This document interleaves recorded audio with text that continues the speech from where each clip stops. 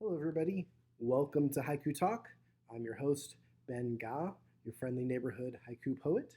And today we're going to be taking a look at a one liner from the latest issue of Frogpond. That's volume 44.3. And it's a poem by Renee Owen that we'll call Your Voice. So grab a beverage, sit back, and let's haiku.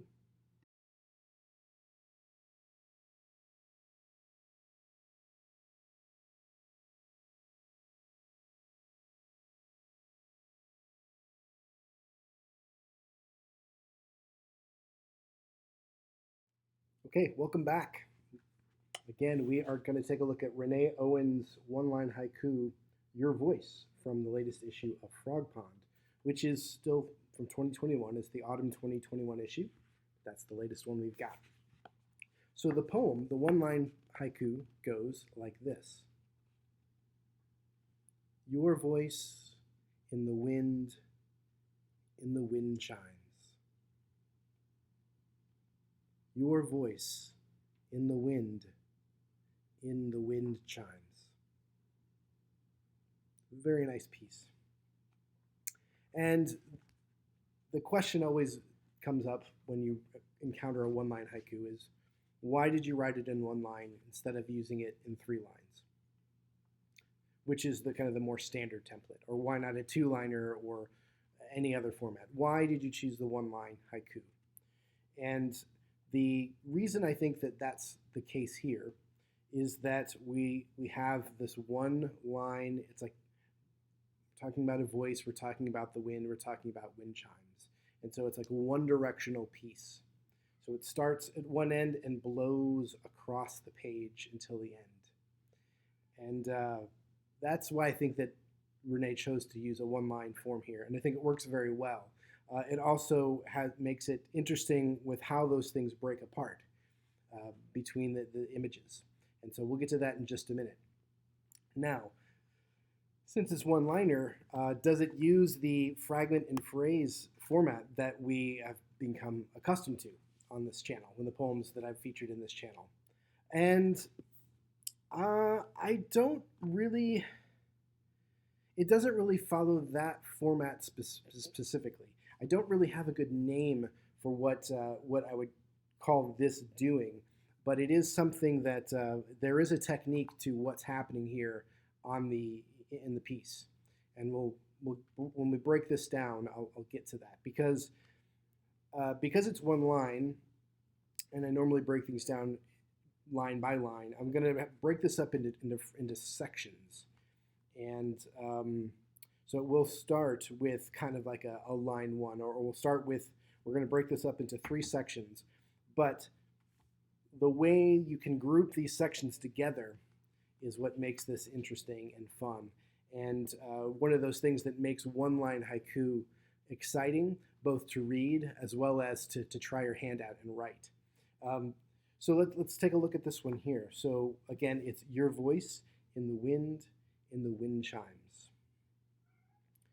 So if we talk about how it starts, since it doesn't have a line 1, we will say we're going to start with those first 2 words, your voice.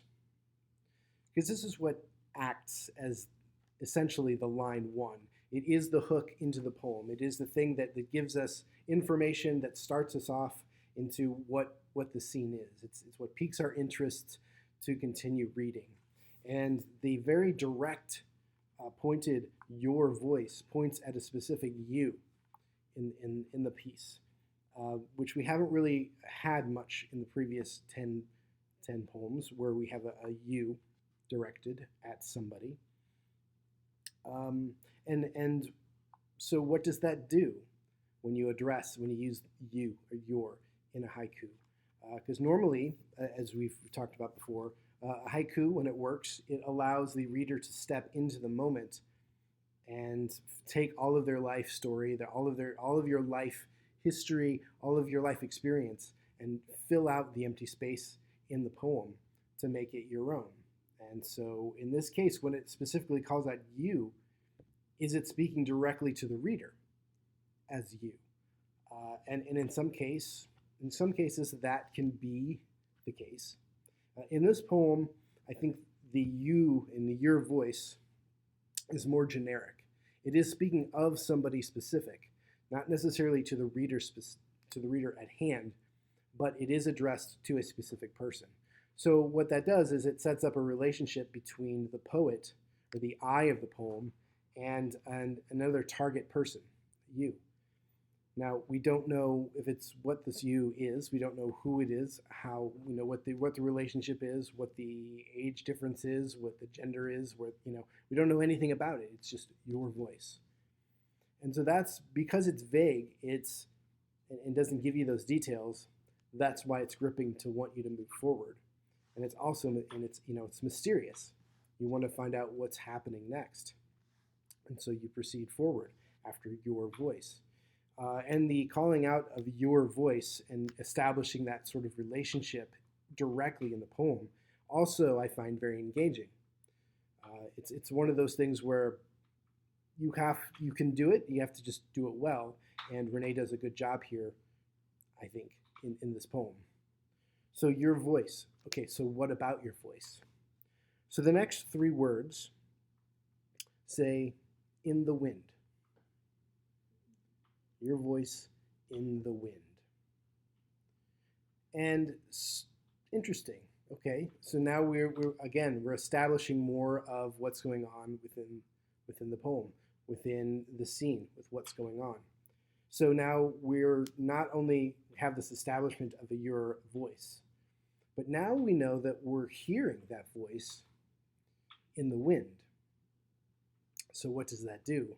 Suddenly, the relationship, the directness of that your voice is a little bit more abstracted because that person is no longer right there in the room with you. So suddenly, because the voice is in the wind, we know that we're listening to it and we know that we're hearing it from afar. And that's, again, interesting and engaging, and allows your imagination to start to swirl in and fill in the gaps and try to figure out, okay, what is the relationship here? Where are you hearing your voice in the wind? At this point, we don't know where the setting is. It could be in a field, it could be in a forest, could be on the beach, could be inside the house and they're outside the house. We don't know. There's no setting yet. But your voice in the wind lets us know that we are hearing something. And also, we don't really know then, are we hearing the voice for real? Or are we hearing somebody, not necessarily their voice, but we're hearing them, we're getting a sense of them by the sound of the wind.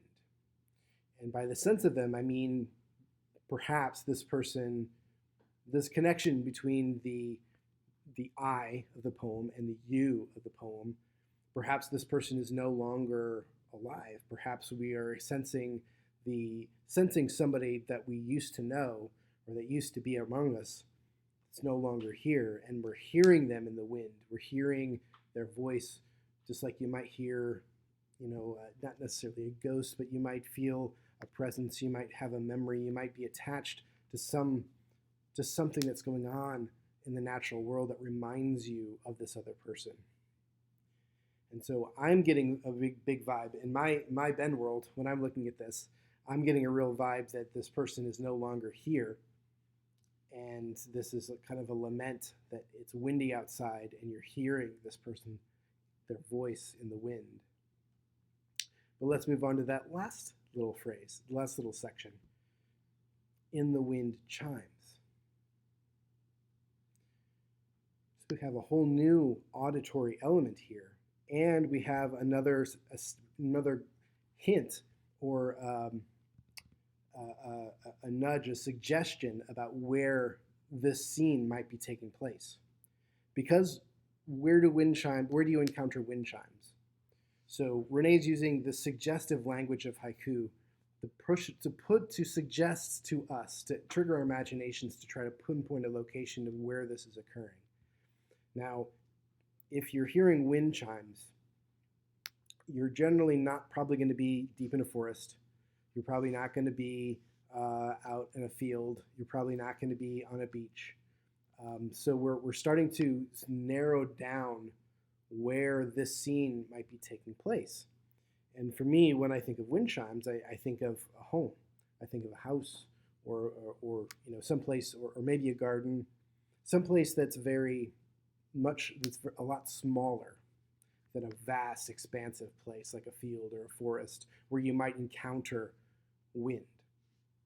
So in this case, we're now much more intimate in a setting. And what's cool is that you don't get to that intimacy until the very end of the poem. And when that happens, it causes you to cycle back and ingest all of the information that you got, that you've experienced up until that point, and recontextualize it, and it comes sharper and sharper into focus. So your voice in the wind chimes. So you have this voice from afar, from this person that's not there, that you hear it first in the wind and then you hear it again in the wind chimes. And that's a really cool kind of setting, a really cool kind of moment where it almost feels like that you get a sense of that voice, of that person, of that presence with the initial push of the wind, the initial sound of the wind, and you get that confirmation, that little tingle that might go down your spine, or raise the hair on your arms, or make your heart swell when you get to the wind chimes.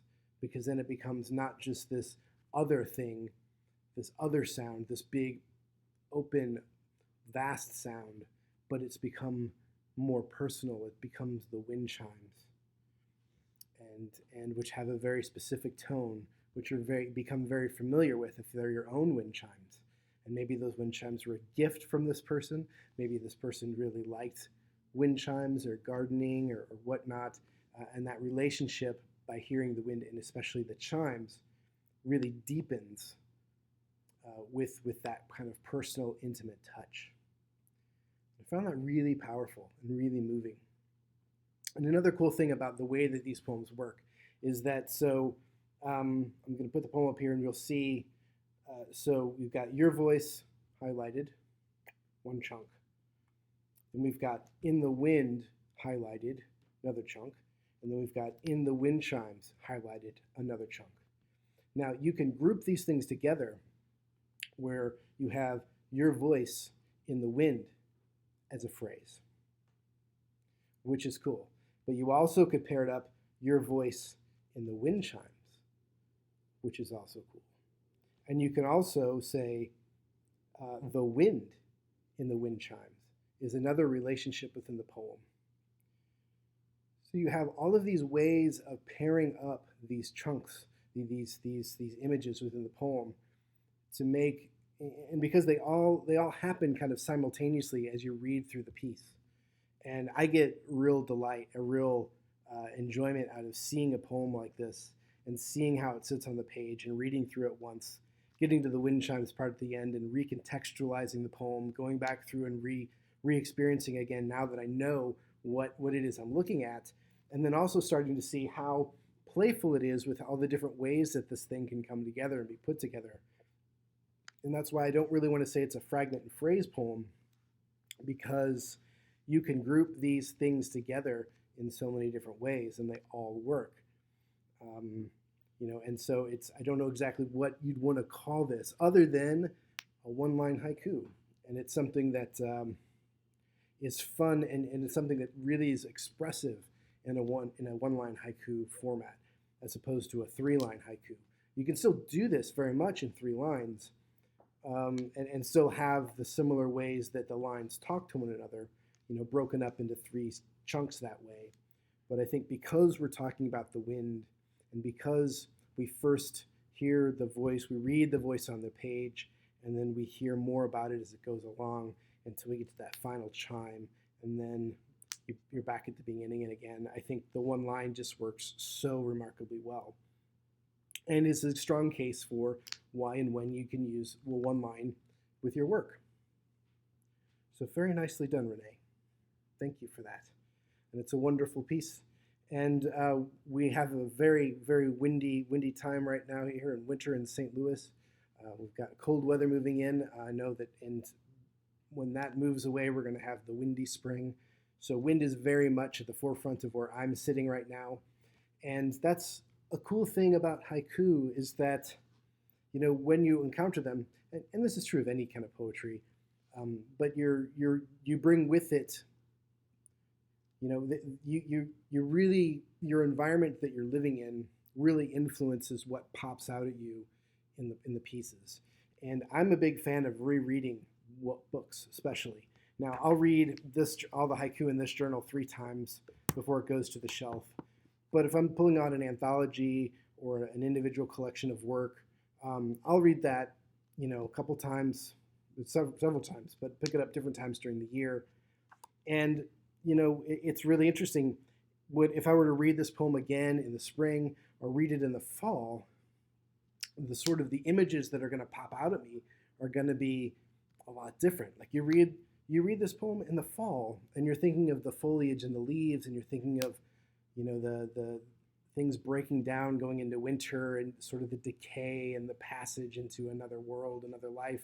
And you have all this different mindset that's going on with you when you think about wind. Here I am in the dead of winter. It's cold. The wind is really visceral when you hear it, and it really strikes you when you go outside and, hits you in the face and you feel alive. It embraces you. It's blowing snow. It's blowing everything. And that has a very different feel to it when I'm reading this now and hearing the wind chimes, which sound really loud right now because there's not a lot of leaves and a lot of other things blowing around to block or dampen the sound of wind chimes. If wind chimes out there in the winter and they're not frozen, they're loud in a very cool way. And then you get into the spring and the summer. These poems really change as you encounter them in different times of the year. So I would encourage you, if you're reading poems, if you have a book or an anthology of haiku, is to don't just read it once. Read it once, but then pick it up various times of the year or over the years. And you'll find that you will embrace these poems and approach these poems and find differences and different meanings in these poems as you go along. And so that's your little sort of tip for the day for future reading and future growth in your own experience and encountering and embracing haiku into your life. But that's it today. Thank you, Renee Owen, your voice. Again, this comes to you from Frogpond. Frogpond is the journal of the Haiku Society of America. It's a very good organization. Check them out. Link above. Give them a look-see. They do a lot of great work throughout the year. It's a great organization to be involved with and to learn from. So thanks, HSA. Little plug. And that wraps us up for today. Thank you for tuning in. I hope you found it enjoyable. Don't forget to like and subscribe to the channel. Ring the bell if you want to be notified when new episodes come about. And until next time, thanks, peace, and health.